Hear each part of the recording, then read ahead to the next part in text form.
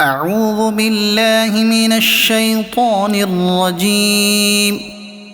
بسم الله الرحمن الرحيم.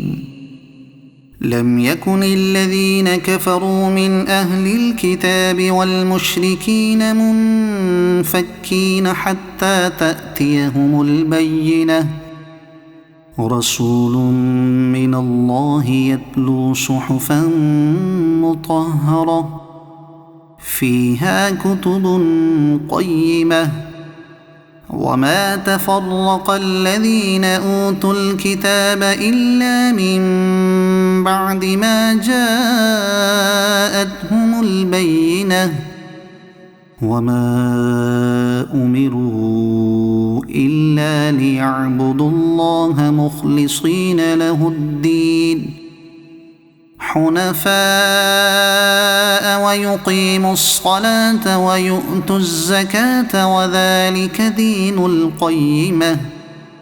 إن الذين كفروا من أهل الكتاب والمشركين في نار جهنم خالدين فيها، أولئك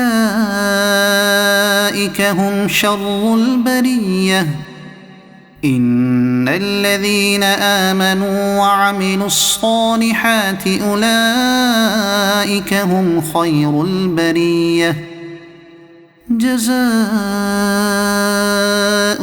عند ربهم جنات عدن تجري من